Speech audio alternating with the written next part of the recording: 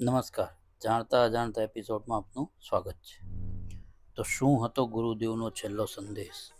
સંદેશમાં શા માટે ગુરુદેવે એમ કહ્યું હતું કે તમે અમારા કામ કરશો તો અમે તમારા કામ કરશું, અને કહ્યું કે અમારા પર વિશ્વાસ રાખજો? તો કેટલા લોકોને એમના સંદેશની જાણ હતી અને જેણે એમનું કામ કર્યું છે એમને ખરેખર ફાયદો થયો છે? તો વિડીયોના કોમેન્ટમાં જરૂરથી જણાવજો, જેથી લોકો સુધી એમનો સાચો સંદેશ પહોંચે. તો ચાલો આપણે જોઈએ શ્રી રામ શર્મા આચાર્યની જીવનયાત્રા. જન્મ તારીખ, સ્થળ આસોવદ 20/9/1911, આંવલખેડા જિલ્લા, આગ્રા, ઉત્તર પ્રદેશ. યજ્ઞોપવિત સંસ્કાર અને મંત્ર દીક્ષા 10 વર્ષની ઉંમરે શ્રી મદન મોહન માલવીયાજીને હસ્તે. આધ્યાત્મિક ગુરુ 11 વર્ષની ઉંમરે હિમાલયવાસી શ્રી સર્વેશ્વરાનંદજીનો સાક્ષાત્કાર, તન મન ધનથી સાચા શિષ્ય બન્યા.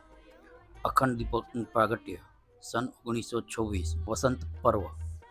મહાપુષ્પરણોની સાધના 16 વર્ષની ઉંમરથી 24 લાખના 24 ગાયત્રી મહાપુર સ્વરણોની સાધના 40 વર્ષની ઉંમર સુધી. સાધના કાળનું ભોજન, પહેરવેશ અને સિદ્ધિ: જવની રોટલી, ગાયના દૂધની મોળી છાશ, ખાદીના સાદા વસ્ત્રો, સાધુ સત્તાના ચિહ્નોનો ત્યાગ, કુંડળીની તથા પંચાગ્નિ વિદ્યાની સિદ્ધિ. કિશોર અવસ્થા. સક્રિય સ્વતંત્ર સેનાની 3 વખત જેલ યાત્રા ભોગવી. જેલના 7 માલવીયાજી, રફી અહમદ કિડવાઈ, શ્રીમતી સ્વરૂપ રાની અને દેવદાસ ગાંધી. રાજનૈતિક ગુરુ રાષ્ટ્રપિતા મહાત્મા ગાંધી. અખંડ જ્યોતિ પત્રિકાનો શુભારંભ સન 1940ની વસંત પંચમીથી અખંડ જ્યોતિ સંસ્થાન મથુરા દ્વારા. વંદન્ય માતાજીનો પત્ની તરીકે પ્રવેશ સન 1943. પતિની ઉગ્ર તપશ્ચર્યામાં પૂર્ણ યોગદાની નારી જાગરણ અભિયાનનું સંચાલન. હિમાલય યાત્રા 4 વખત 6 માસથી લઈને 1 વર્ષની. ગુરુ સર્વેશ્વરાનંદના નિર્દેશ મુજબ આજ્ઞાતવાસમાં કઠોર તપ સાધના. ગાયત્રી તપોભૂમિ મથુરા સ્થાપના. 24 મહાપુરસ્વરણોની સમાપ્તિ પછી સન 1953માં મહર્ષિ દુર્વાસાની તપોભૂમિ ગુરુ દીક્ષા આપવાની ક્રમની શરૂઆત. સન 1953માં 108 કુંડી ગાયત્રી મહાયજ્ઞની સાથે. ગાયત્રી પરિવારનું સંગઠન અને જીવનના મહાન આદર્શો. સન 1958માં 4 લાખથી વધુ સાધકો સહસ્ત્ર કુંડીય ગાયત્રી યજ્ઞમાં ભાગીદારીની સાથે.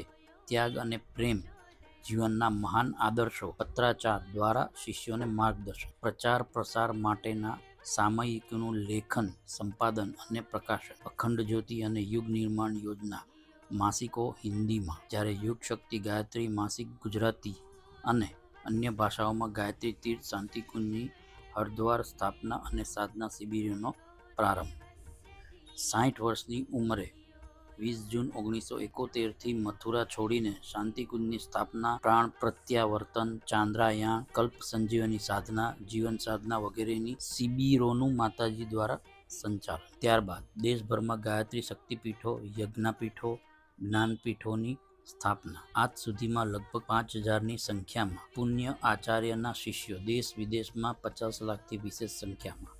સૂક્ષ્મીકરણ સાધના સન 1984માં પંચકોશી સાધનાનો પ્રારંભ. હીરક જયંતિ વર્ષની ઉજવણી નિમિત્તે 108 કુંડીય ગાયત્રી મહાયજ્ઞો અને રાષ્ટ્રીય એકતા સંમેલનોની શૃંખલાની શરૂઆત. મહાકાળના સંદેશની ઘોષણા વસંત પર્વ 1990માં. ગુરુદેવની મહાપ્રયાણ. ગાયત્રી જયંતિ જેઠ સુદ 10 સં 2046 તારીખ 2/6/1990ના દિવસે મહાગાયત્રીના નામના ઉચ્ચારણ સાથે મહાપ્રયાણ. માતા ભગવતી પર સમગ્ર કાર્યભારની સોંપણી. ગાયત્રી મહાવિજ્ઞાન પુસ્તકના આત્માથી વધુ માર્ગદર્શન મળી રહેશે. હવે જોઈએ કે ગુરુદેવનો જે અંતિમ સંદેશ હતો એ શું હતો. આ નવયુગનો ક્રમ જે ચાલી રહ્યો છે તેમાં મારા ગાયત્રી પરિવારે મહત્વપૂર્ણ કાર્યો કરવાના છે. તમારે તો ફક્ત શ્રેય મેળવી રહેવાનો છે. અમે જે 24 વર્ષ સુધી તપ કર્યું છે તથા એકાંત મૌન રાખીને સાધના કરી છે તેની પુણ્ય સંપત્તિ, આધ્યાત્મિક કમાણી અમારી પાસે જમા છે. તેમાં તમારો હિસ્સો છે અને એ તમારો હક છે. તમે પ્રાર્થના કરશો નહીં, નિવેદન કરશો નહીં, કાલાવાલા કરશો નહીં, વરદાન માંગશો નહીં. તમે તમારો હક માંગજો કે અમે આપના ગાયત્રી પરિવારનું કામ કરીએ છીએ. તમારે હક ચૂકવવો પડશે. તમે બીમાર રહેશો તો અમે તમારી બીમારી દૂર કરીશું. તમને પૈસાની તંગી આવી ગઈ હશે તો અમે તંગી દૂર કરીશું. તમે લડાઈ ઝઘડામાં ફસાઈ ગયા હશો તો અમે તેમાં પણ તમારી ઢાલ બનીને તે મુસીબતોને રોકીશું. તમારા ઘરને, વ્યાપાર, ખેતીવાડી, તંદુરસ્તી, બીમારી તેમજ તમારો કારોબાર, ધંધો આ બધા અમે ચલાવીશું. તેવો અમે વાયદો કરીએ છીએ. તમે અમારું કામ કરશો તો અમે તમારું કામ કરીશું. તમે અમારો વિશ્વાસ કરજો. તમે કદાચ એવું વિચારતા હશો કે ગુરુદેવ મહાપ્રયાણ થઈ ગયા છે તો અમારો કેવી રીતે સંભાળ રાખશે? તો બેટા, અમે સ્થૂળ શરીરનો જ ત્યાગ કર્યો છે, ત્યારબાદ સૂક્ષ્મ અને કારણ શરીરમાં પ્રવેશ કરીએ છીએ. મોટા કામો કરવા માટે આ બંને શરીરની જરૂર પડતી હોય છે. સૂક્ષ્મ શરીરથી સેકન્ડમાં અબજો માઇલની યાત્રા કરી શકાય છે અને લાખો માણસો સાથે સંપર્ક કરી શકાય છે. કોઈ વ્યક્તિ શું કરે છે, શું બોલે છે તેનો તમે વિચાર કરતા નહીં. તમે ગાયત્રી પરિવારનું કામ ચાલુ રાખજો. અમારી ઉર્જા, શક્તિ હંમેશા આપની સાથે જ રહેશે. જય ગાયત્રી. આ વિડીયોને લાઈક કરજો, શેર કરજો, જેથી ગુરુદેવનો સંદેશ વધુમાં વધુ લોકો સુધી પહોંચે અને તેમને પણ લાભ મળે. આવા જ નવા વિડીયો સાથે ફરીથી મળશું. ધન્યવાદ.